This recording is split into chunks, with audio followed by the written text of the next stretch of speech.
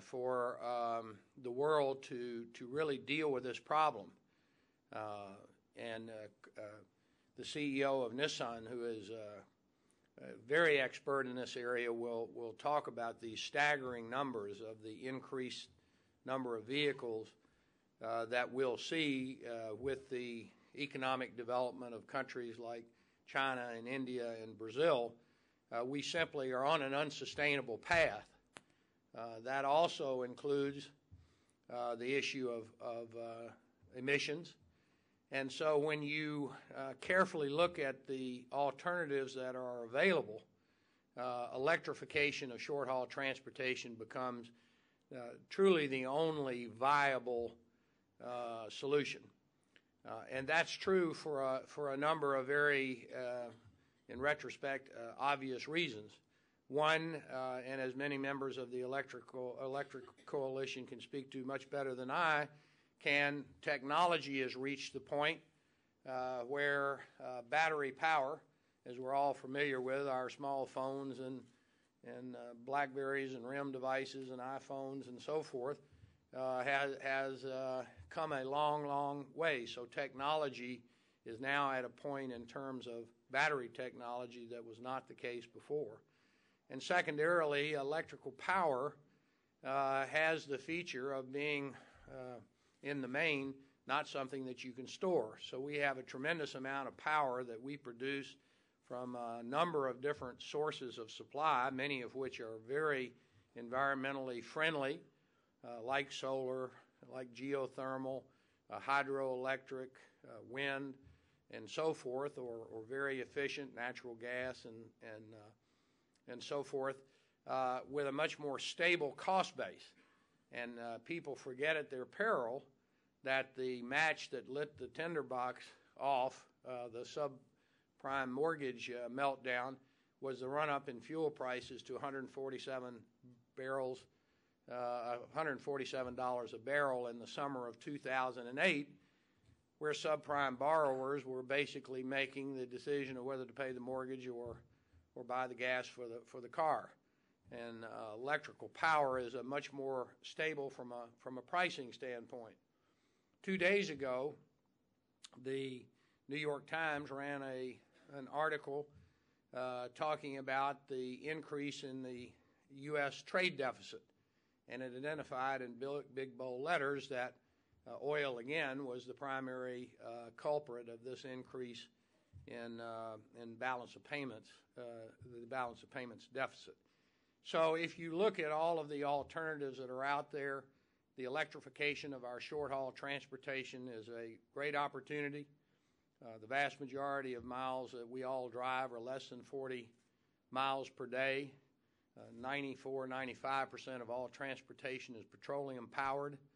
So if you look at the options that are out there, the recommendations which are in the Electrification Coalition's report are truly the most viable. To me, the most important thing is there's no pie in the sky here.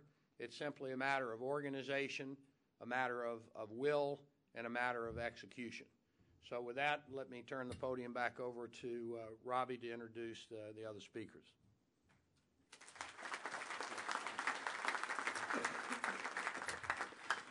I now want to introduce Mr. Carlos Ghosn, the President and CEO of Nissan Motor Company. Mr. Ghosn turned Nissan into a major turned this major car manufacturer into a leader on the cutting edge of electrification. And certainly, Nissan has been responsible for what is going to be the deployment and infrastructure around the world of electric vehicles and the pushing of infrastructure.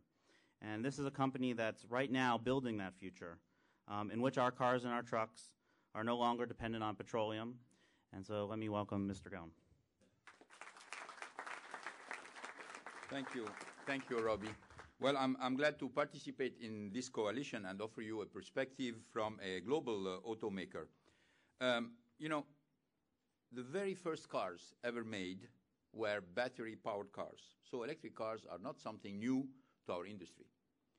But due to very heavy constraints on range, lack of affordability, and inexistence of infrastructure, battery-powered cars were never mass-marketed. So they really did not get any chance against the internal combustion engines, which became the standard in our industry.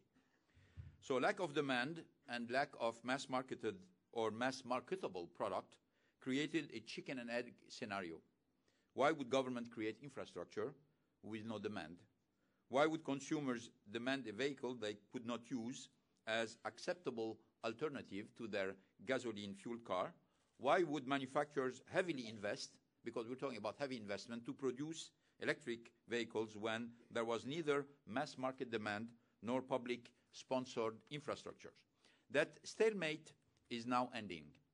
Automakers, all of them, are now laying, officially or officiously, plans to bring a variety of electric cars to the market in the next few years, in response to three fundamental concerns which are here to stay. The first one is the price and availability of oil.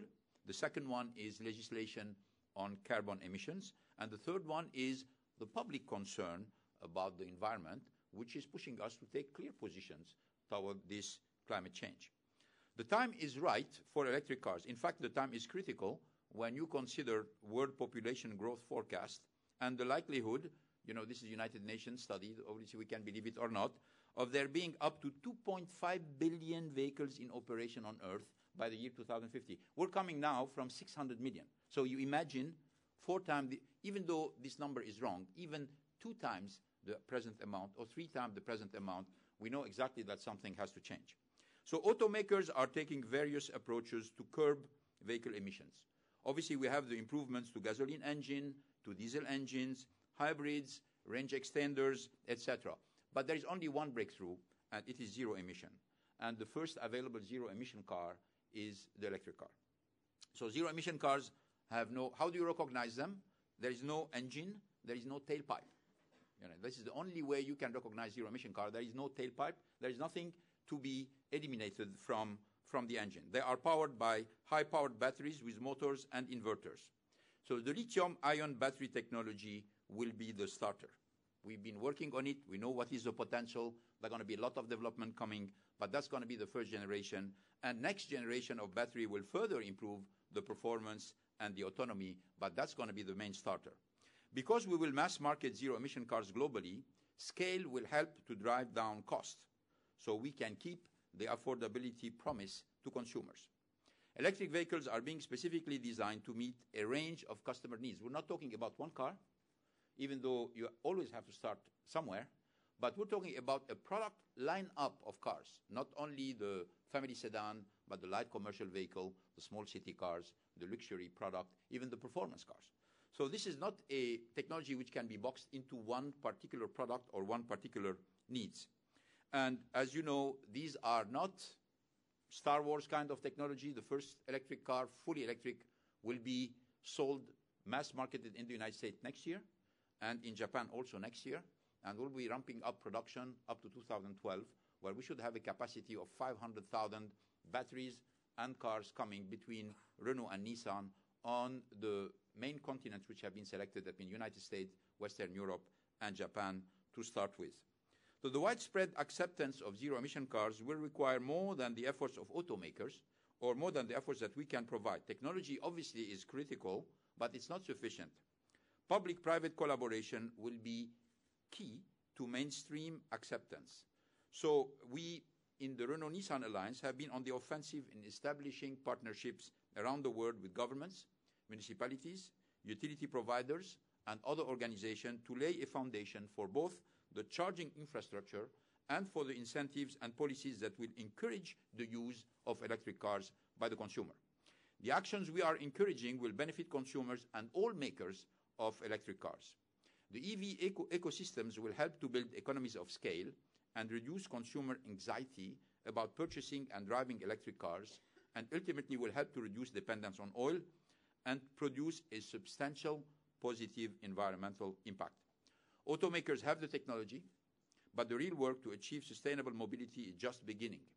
Automakers, governments, energy companies, associated industries, and consumers, we have all to play our part to achieve sustainable mobility. In terms of governments, having the appropriate legislation, incentives, tax policies that make buying, owning clean vehicles attractive and affordable. And by the way, this is